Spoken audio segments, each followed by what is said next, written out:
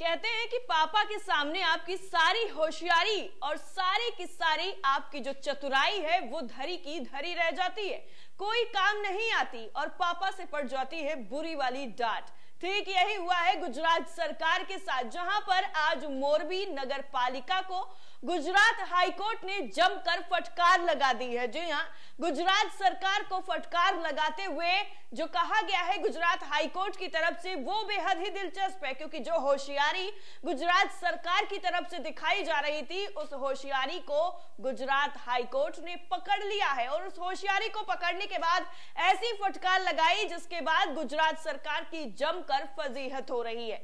दरअसल 30 अक्टूबर को गुजरात के मोरबी ब्रिज हादसे में हुई 137 मौतों पर गुजरात हाईकोर्ट ने मोरबी नगर पालिका को जमकर फटकार लगाई है।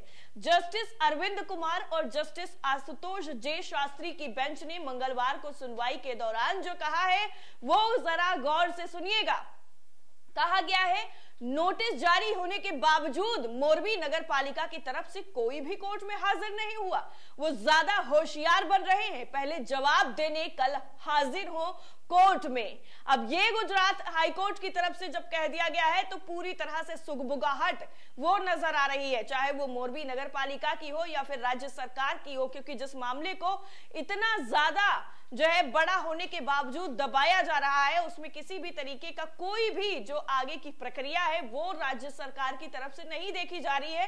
तो ऐसे में गुजरात हाईकोर्ट ने खुद ही संज्ञान ले लिया और कह दिया कि ज्यादा होशियारी हमसे मत दिखाइए, पहले तो आप यहाँ पर कोर्ट में पेश होइए और इतना बड़ा मामला हो गया आपको कोई फर्क नहीं पड़ता। दरअसल मोरबी हादसे में सुनवाई की जो अगली तारीख है अब वो 24 नवंबर की रख दी गई है, लेकिन मोरबी नगर पालिका को कल यानी 16 नवंबर को कोर्ट में पेश होने का आदेश गुजरात हाईकोर्ट की तरफ से दे दिया गया है।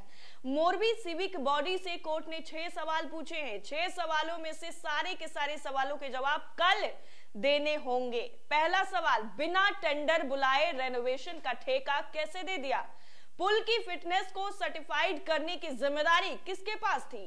2017 में कॉन्ट्रैक्ट खत्म होने और अगले टेन्योर के लिए टेंडर जारी करने के लिए क्या कदम उठाए? 2008 के बाद MOU रिन्यू नहीं हुआ तो किस आधार पर पुल को अजंता द्वारा संचालित करने की अनुमति दी जा रही थी? क्या हादसे के लिए जिम्मेदारों पर गुजरात नगर पालिका अधिनियम की धारा 65 का पालन हुआ था? गुजरात नगर पालिका ने अधिनियम की धारा 263 के तहत अपनी शक्तियों का उपयोग क्यों नहीं किया, जबकि प्राइमा फेसी गलती नगर पालिका की थी? पिछली सुनवाई में कोर्ट ने गुजरात सरकार को एक रिपोर्ट फाइल करने के लिए कहा था, जिसमें सरकार को यह बताना था कि उन्होंने हादसे के बाद से अब तक क्या कदम उठाए हैं। वहीं राज्य मानवाधिकार आयोग से भी रिपोर्ट मांगी गई थी। बेंच ने राज्य सरकार से यह पूछा था कि क्या उन लोगों को अनुकंपा नौकरी दे सकती है जिनके परिवार का इकलौता कमाने वाला हादसे में मारा गया। सुनवाई के दौरान चीफ जस्टिस अरविंद कुमार ने पूछा कि मोरबी सिविल बॉडी और प्राइवेट कॉन्ट्रैक्टर के बीच हुआ कॉन्ट्रैक्ट महज 1.5 पन्नों का ही था, ऐसा क्यों हुआ? पुल के रेनोवेशन के लिए कोई टेंडर नहीं दिया गया था, फिर बिना टेंडर ठेका क्यों दे दिया गया? कोर्ट ने स्टेट गवर्नमेंट से कॉन्ट्रैक्ट की पहली दिन से लेकर आज तक की सभी फाइलें सील बंद लिफाफे में जमा करने का आदेश दिया है। साथ ही यह भी पूछा है कि गुजरात नगर पालिका ने मोरबी नगर समिति के सीयू SV जाला के खिलाफ क्या कार्रवाई की है। एजी कमल त्रिवेदी ने बेंच को दिए हलफनामे में कहा कि दिवाली के कारण पुल पर लोगों की भारी भीड़ थी। रोजाना 3165 से ज्यादा लोग पुल पर आ रहे थे, जबकि एक वक्त में 300 लोग पुल पर मौजूद थे। मोरबी पुल जो लगभग 1.5 किलोमीटर दूरी पर था 5 मिनट के भीतर साइट पर पहुंच गई और 22 कांस्टेबल लोगों को बचाने के लिए नदी में कूद गए। एजी ने यह भी कहा कि राज्य सरकार ने मरने वालों के परिजन को 2 लाख और घायलों को 5 लाख रुपए मुआवजा देने का फैसला किया। केंद्र सरकार भी मरने वालों को 2 लाख रुपए और घायलों को 50,000 रुपए का भुगतान करेगी। आम लोगों के लिए खोले जाने के महज 5 दिन बाद ही ये ब्रिज टूट गया। पुल पर मौजूद करीब 500 लोग नदी में जा गिरते हैं।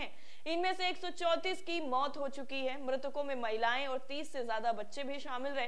ब्रिज की केबल जाली थामे रहे 200 लोगों को बचा लिया गया। ब्रिज अचानक ही टूट गया था। करीब 500 लोग नदी में जा गिरे। बचाओ बचाओ की पुकार और चारों तरफ अफरा तफरी का वो मंजर आज भी नजरों के सामने आ जाता है। कुछ लोग तैरकर बाहर आ जाते हैं, कुछ ने दूसरों को निकाल लिया।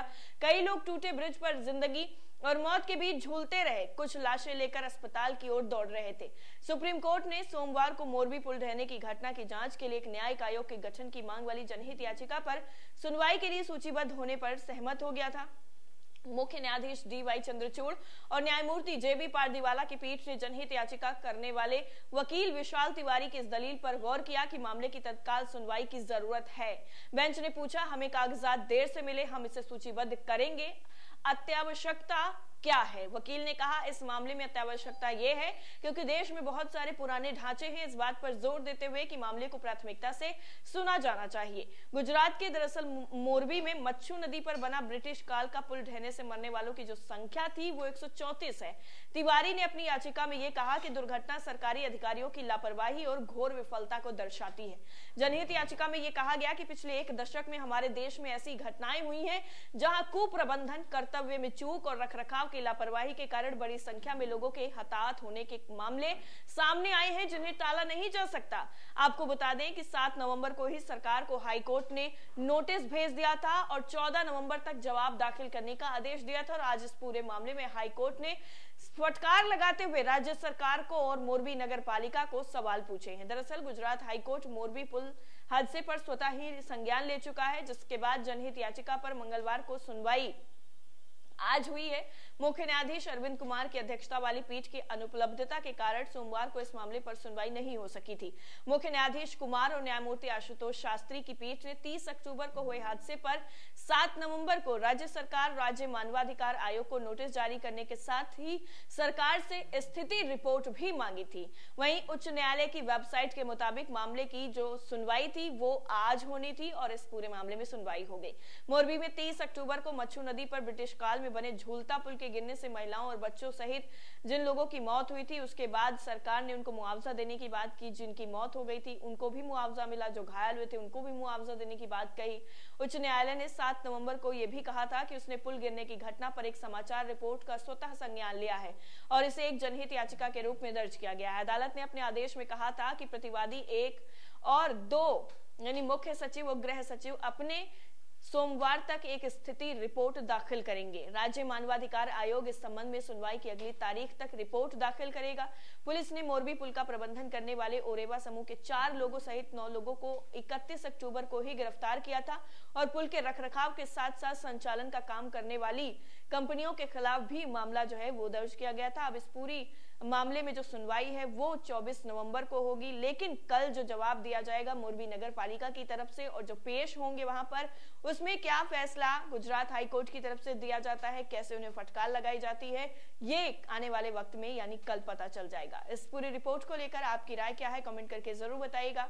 बाकी सारी अपडेट के लिए न्यूज़ 360 को सब्सक्राइब करना बिल्कुल ना भूलें। जय हिंद।